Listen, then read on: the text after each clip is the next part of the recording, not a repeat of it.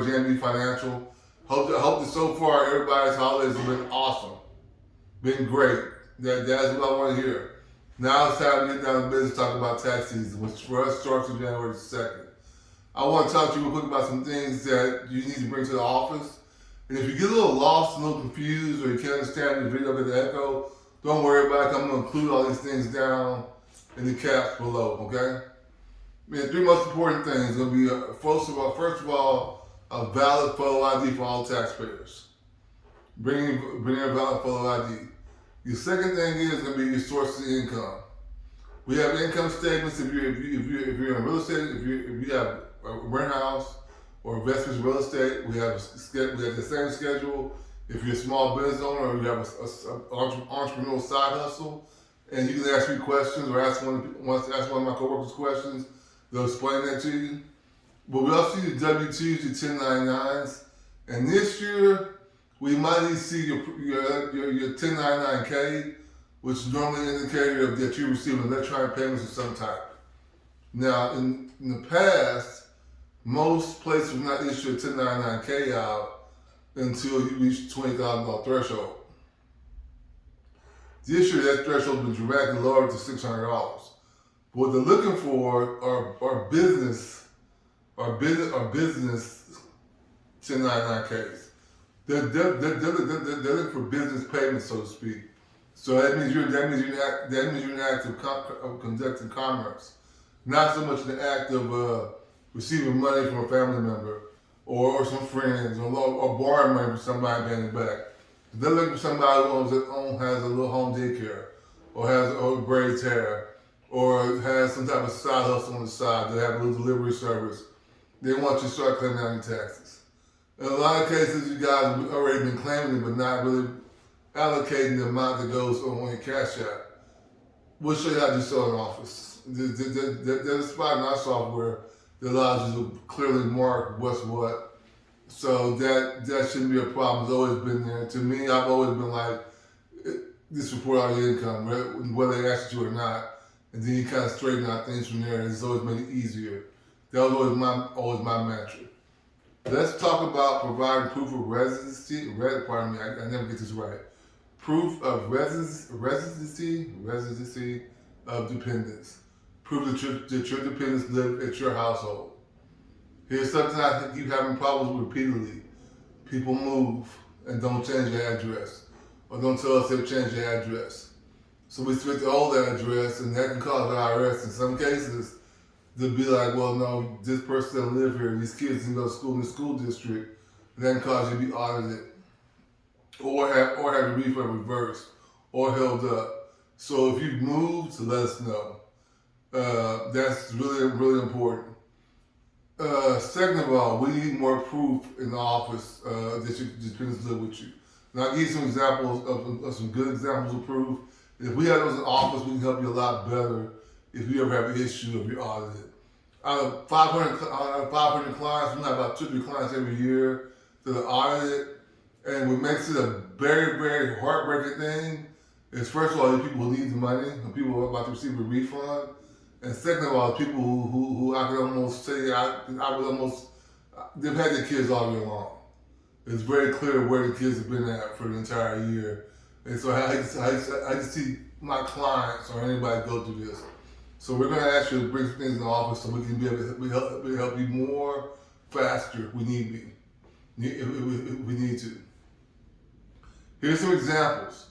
One example would normally be enough. If you have more than 2 is about the most we have room for, to store for in the office. But there's about 4 or 5 different examples that can help prove that your children or your dependents live with you in prior tax year or any tax year in general. And that proof, those forms of proof are going to be school records, records from a doctor's office, medical records, healthcare provider records, the insurance records, that's your healthcare provider. Social Security cards sometimes are acceptable. There's normally auxiliary form of proof that goes along with something else. Oh God, what else something be good for you guys to turn in? We got school records, medical records. Oh, lease agreements. Lease agreements is the most common because you have to list all the residents in an apartment. Now, keep in mind, if you move, we need to know that. Because that's really the foundation. People move around a lot, or people are recently moved, have the biggest problems is with proving the residency of dependence because you moved. So you can't prove the residency at the old place. You got to prove the residency at the new place. So we need to submit that you moved, change your address form for you, or put that on your tax return before we submit in the first place. So I'll explain that more in depth, one-on-one. It isn't rocket science, it's relatively easy, but we want to make sure we get clear because I've had some great customers having a hard time with this. Second of all, this is my last point, not the second point, it's my last point. Double check what you sign off on.